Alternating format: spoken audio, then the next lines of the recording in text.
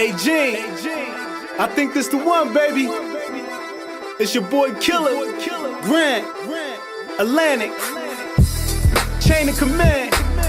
Yeah, clap, clap, yeah. Listen, I don't know what y'all be doing. We be making that good music. Others try, but don't confuse it. Let me show you why I do it. Jersey. Hey Buck, first and foremost, I want to let you know, Jersey fuck with you the long way. You heard?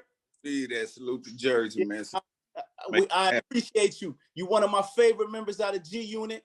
You know what I mean? We're gonna dive right in because I know y'all brothers got a lot of things to do. You know what I'm saying? All right, bro. I've been sitting here interviewing all fucking day. Radio stations. It's a good look though, bro. Like I said, that's why I told you. Even though I'm a small fish in the pan, right? Yeah, man. I got a crazy audience. This Jersey, this Philly, this Delaware, this Connecticut right here. Yeah, you got the streets. You got the streets. You know what I mean? That's what I'm saying. I definitely wanted you to tap in with us because that vaccine out, that Back on My Buck shit part 3 out, right?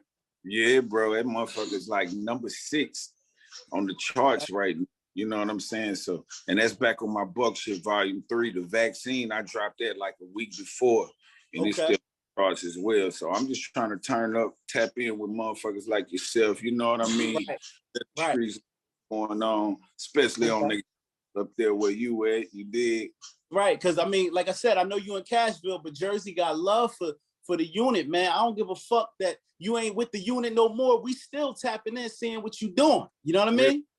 Jersey always been like that. I kind of relate to Jersey. Jersey got a little, not even a little, a whole lot of South to it. You feel me? That's a fact. It's up that way, bro. I had some real get money bitches on the team from up that way in Jersey. To the ladies and shit, but yeah, bro, I type of dude where I just appreciate tapping in with you and just letting them know, bro. Right now, you know I'm rolling, homie, and I ain't looking back. You dig? Okay. This is the segment of the show where I give you your flowers while you can smell them. You know what I mean? So, you know, we know in 95, you tapped in with Cash Money. You know what I'm saying? I'm just going to run it down real quick. After years with Cash Money, nothing really panned out. You end up meeting Juvenile. You guys go on the tour bus and, you know, you run in the center. You play some records for Lloyd Banks. He fucking with the record, take you to 50. The rest is history, right? Real talk. Okay, so fast forward to that. You with the unit, it's going up. You know what I mean? Everything is love. You moving around with 50. Y'all making powerful music, but the song Bloodhound, somehow, when Lloyd Banks heard that, 50 had to have that record, right? Real facts. That's how it went, bro. It was like once Banks heard the record, he took the record back there to 50. 50 loved the record so much that once he inked his situation with Dre and M, he reached back out with me through Shy Money and said they wanted that record on his Get Rich or Die Trying album. Okay. So basically got the record, took a couple verses off and left me on there. And shit. That was kind of like my introduction to G Unit pretty much, you know? Okay. All right, so real quick, I want to talk about the Vlad TV interview. I watched it and I watched it in its entirety. And as the interview, I'm seeing you run down a lot of things I really didn't know, especially about like your father, your mother, things that the fans wouldn't know that, you know, you haven't really spoke about in your music. You know what I mean? Facts. But at the same time, it came from a place of a real pain. Like it was a lot of pain in that interview. And I felt like you had been through so much. You gave Vlad a stellar interview, but just talk about that interview. How did that come about? Man, Vlad is one of them dudes, bro, that's been around the unit and myself for a long time. So when he reached out, you know, I felt like it was only right to touch bases with Vlad, disregard all of the controversy and the negative shit that they got to say about him. I feel like shit, they say the same things and negative shit about me. So, you know, there was no question about doing the interview. Right. I just interview and the questions that he was asking, you know, they was real enough to make me open up and give the world things that they ain't heard or know about, like you spoke and just said in regards to my father and things like that. So, you know, I'm a real life dude, period, bro. I feel like that's the only way that the fans is only gonna be a true fan of you is if you keep your music as real as possible or Right. speak things that either they going through, don't want to go through, or know somebody going through it. You know what I'm saying? So I think the ones that last the longest and the ones that we tend to love the most is the ones that put real life into the music and not just the music into these interviews and Right. things like, you know, when you're talking to folks like yourself, you dig what I'm saying by giving them what I'm giving them now. It's like real recognize real. It's kind of one of them things where, you know, it's got to be born in you, not sworn in you type of thing. So when I'm speaking, I think people are able to dissect my conversation and even my music and feel that pain that you called on to by just hearing speak on the facts of my life. You dig? Yeah, there's a lot of similarities to Tupac, man. You know, real quick, just seeing your small interaction that you had with Suge, and it was genuine. You know what I mean? And then also the controversy, the prison, the back and forth, you know, the fallout with the groups, and now y'all back. You know what I'm saying? So it's like when I look at your life, a lot of things that's happening outside of the music or some things that Pac went through as well. And then, you know, do you see that similarity? Do you get those comparisons? I do, man. You know, I can't act like I don't see the comparisons in regards to different things, trials and tribulations that Pac went through that I've experienced. Some are the same and some are totally different, but they're all trials and tribulations. And the fact that, you know, I'm kind of surrounded with a lot of the outlaws. Shout out to the outlaws, you know what I'm saying? With Noble and Edie and those guys, they Cashville Records. They always gonna be Cashville Records. They kind of pushed this thing in me a long time ago to do what I'm actually doing now. And they always spoke on the similarities that me and Pac had in regards to small shit. Like I remember times where I'd tell Edie, man, he running in the store and shit, man, make sure you grab a sun kiss. And that nigga would stop. And one time he stopped and was like, yo, this shit is deja vu. And I'm like, bro, what you tell me? You know what I mean? It's like, man, Pac used to say that same shit, bro. And just things like that. You know what I mean? So just to kind of hear that from his own brothers and shit like that, and just kind of looking from the outside, looking in on his life and my own life, I you know, it's just some type of connection that's there. You know, there's a lot of artists in the game and a lot of them experience different trials and tribulations, but he's just one of the artists that's in the game that happen to be, to me, the greatest that's done this shit. And we actually experience some of the same trials and tribulations, and this shit is deep, you dig? Right. All right, so tell me about Vaccine and Back on My Buck Street. It just seems like you're creating a lot of music. You know what I'm saying? Like, what's your thought process creating this music? Like, you know, and being able to get it out so fast. I'm in the studio right now, man. I'm a workaholic. You know what I'm saying? Right. It's like I was telling you earlier, like it's so much in regards to my life that I haven't spoken on. And there's so much I haven't put in music as well in regards to giving the people different parts of who I am, what I come from, what I've been going through and things like that.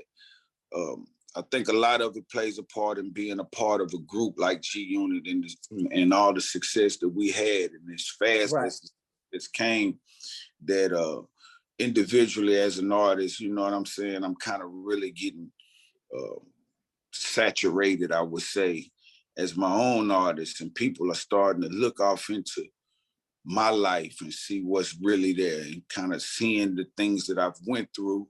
And, you know, it's motivation for me to go work harder, you know what I'm saying? So overall, the difference between these two tapes that I have out for as the Vaccine and Back on My Buck Shit Volume 3 is that Back on My Buck Shit, it started with me and Drummer Boy. You understand what I'm saying? He was one of the guys that kind of reached out back then and was like, yo, let's get out and work. And once we put that project out, the effect that it had on the streets gave us the energy to say, man, we got to keep this shit going forever if we can. Right. And the vaccine is kind of like a sequel to the Outbreak. I released a tape right when I first got out. Right. Okay. I don't know exactly when, but Outbreak was first release that I gave them, especially after going through the whole 50 situation of him cease and desisting and pulling down all my music and things like that. I released Outbreak, and that was basically a record that where I was kind of letting the fans know, look, bro, I done broke out this shit. It's the Outbreak, pretty much. Like it just happened to drop around the beginning of the pandemic. So that record done so well and still doing so well that I had to follow that shit up. You know what I'm saying? That's when the vaccine was like the perfect, it felt like the perfect title for the music that's there on, you know what I'm saying? Yeah, the timing is perfect on it because this is the time that we have to take the vaccine if we want to beat this shit. So, I mean, I like the double entendre that you put on it with the vaccine, because they got to go out and get the vaccine, whether it's your album or the real thing. You feel me? Believe that. Yeah, so I appreciate we just that. need a real dose of real street music. It's a void right there. A lot of the real ones that give us that, you know, either they enjoying the fruits of their labor or they just not dropping music right now. And I just feel like I'm one of the most consistent artists in the game, bro, when it comes to, you know, giving you quality. Hands down. Lead that. So I just want to follow up with staying consistent at this point. I got 2 feet in this rap shit. It was a point in my career and life up until basically now where I've kind of had 1 foot in, 1 foot out. And at this point, man, I just put 2 feet in this rap shit. So, you know, ain't no plan B at this point. So I gotta win. You know what I'm saying? So let me ask you this. This is a question that I didn't write down, but it just came to my head. When you release these type of records, you know, there's are you tapped in with like an empire for distribution, or this is all from the muscle? Nah, we going from the muscle, man. I rock with a distribution label. CMG. CMG, Command Shift. Command CMD.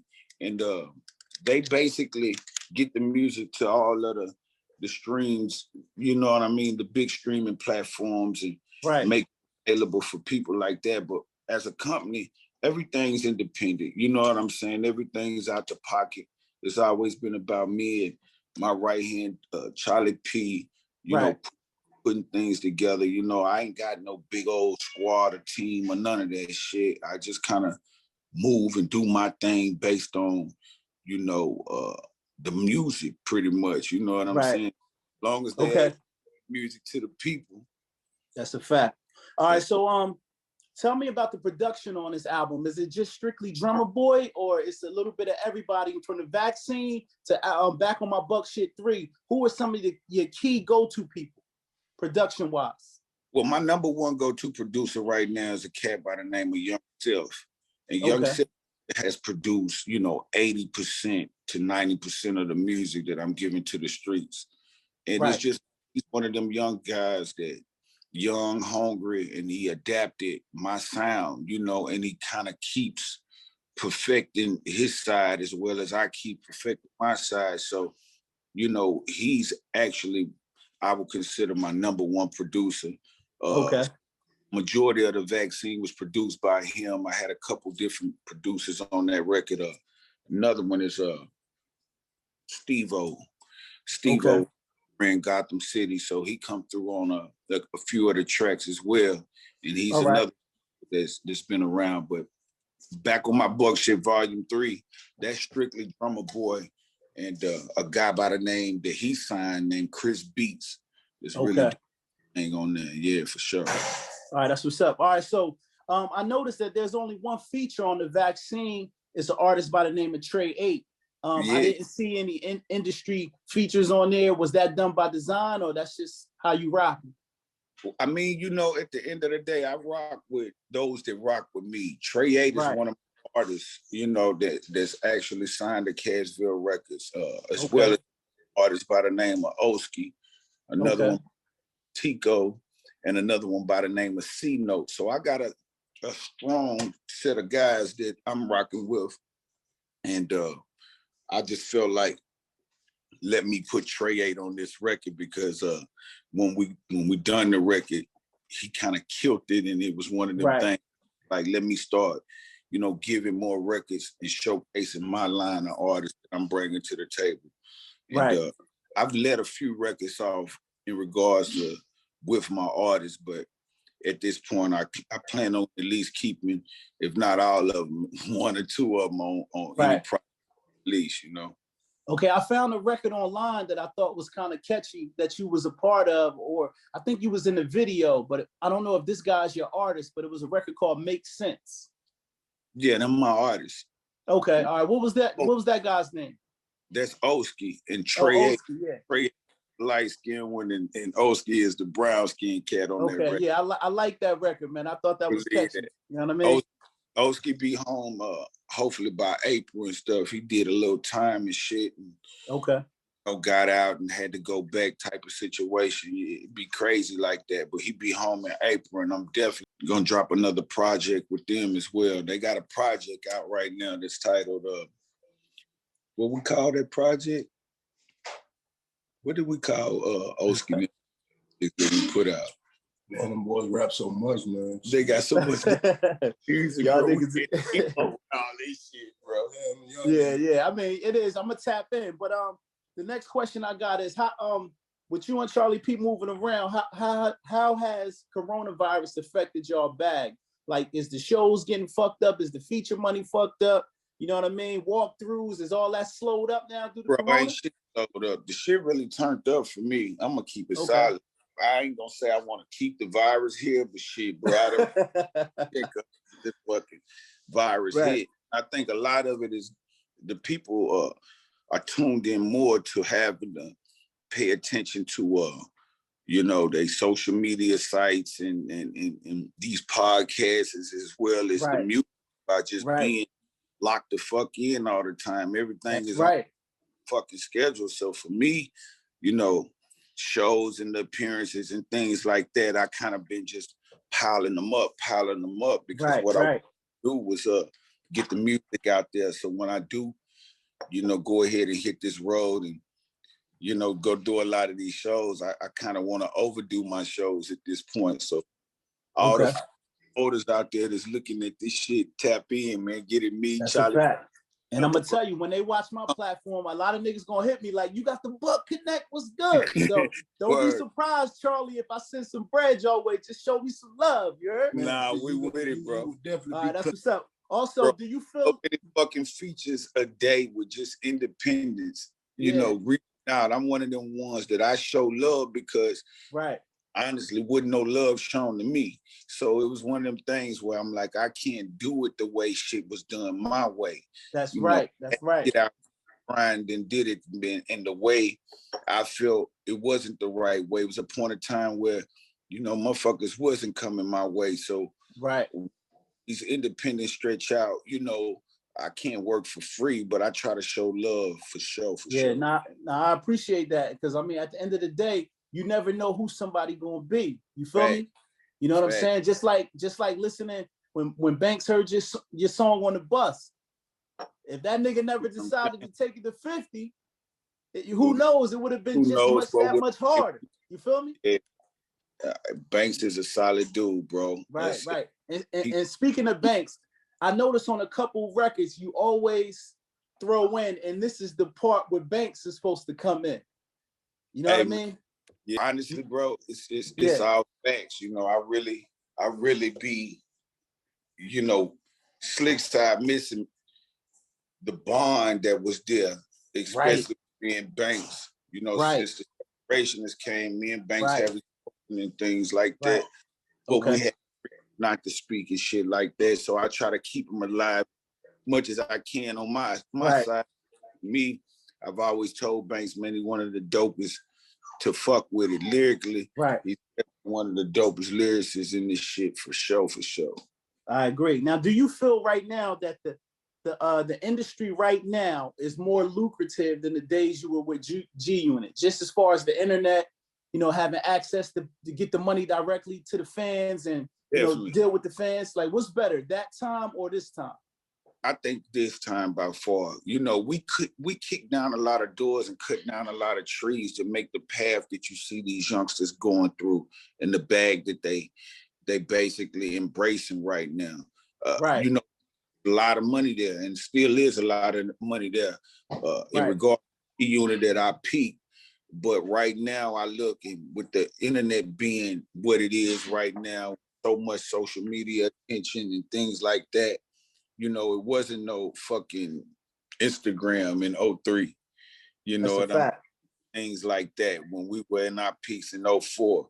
So the platforms that these artists have right now is definitely generating, I think, more money for the artists than it was back then. Back then, it was based on the companies and shit like that. Right. You know, what label you was rocking with, I think, seen the majority of the bread. But now it's a platform where, you know, if you hustle right and hustle hard enough and got the right product, bro, you can generate that same, if not more, money than you would have without having to be signed into this long ass contract in regard with these major shit.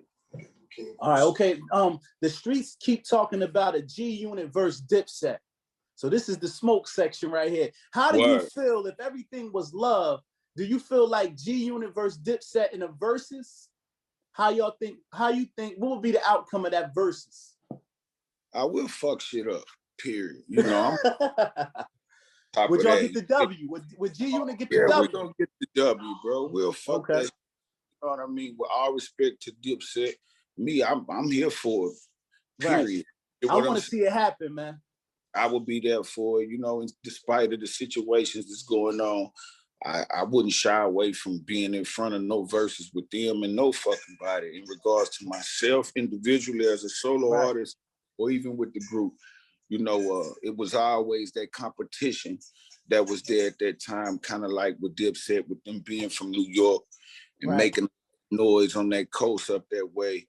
And us being based in New York, me not being from New York, it was all competition, and not just them, but every fucking body, the Locks, you dig what I'm saying? Rockefeller. Y'all had Rockefeller. You know what I'm saying? And things like that. So, you know, I'm me personally, like I say, when it comes to the music that we created as a crew, I stand behind it 2,000 fucking % and say, man, we'll body up, period. That's what's up. All right, so when I listen to Vaccine, the album sounds refreshing, man. One thing I'm gonna tell you from the heart is, man, you haven't missed the beat from the hooks, delivery, just your content.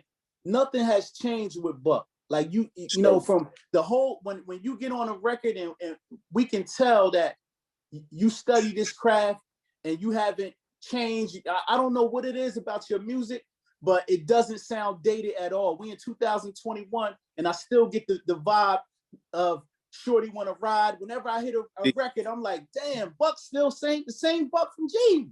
Hey man, I'm doing what I'm supposed to do then, bro. When I hear shit just like that, bro, and I hear that a lot. You dig what I'm saying? And I really put it off into being a person that works with his craft, respect my craft. So no matter how street nigga that you may be or whatever it is in this game, I understand that the craft and the blessing and the talent that I've been given, God given, is to create and make music, and I love it with a passion. So you know, it keeps me in front of the mic.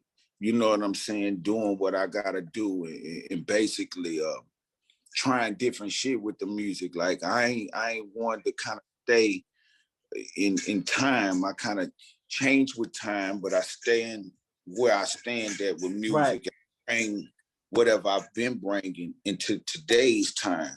Instead of stuck in the past.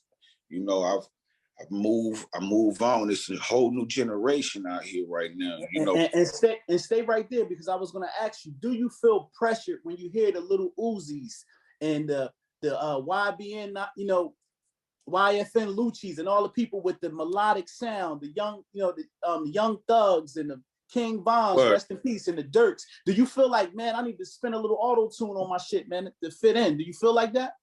I'm actually a fan of every one of them you named. Right. So honestly, it's like I don't I really don't feel nothing. I'd be excited to hear it because it's something different, and Right. it's new, and it's the new wave of the youngsters of what they bring into the table. So I listen to music for basically what I like from it, and if it's something or that I don't feel, then I just don't fuck with it. But right, for the most part, most of these youngsters is doing things with the music that I know not only we weren't doing, but nobody was doing. That's and a that fact. shows how it's evolving. And I've always respected the artist basically for the lyrical content and the beat selection of the music as well. But a lot of these artists now has bringing different things to go along with that, as far as the style and their way of dressing and shit like that. Some of the shit on that side I can't get with. Me to hate on, I just don't fuck with it. You dig?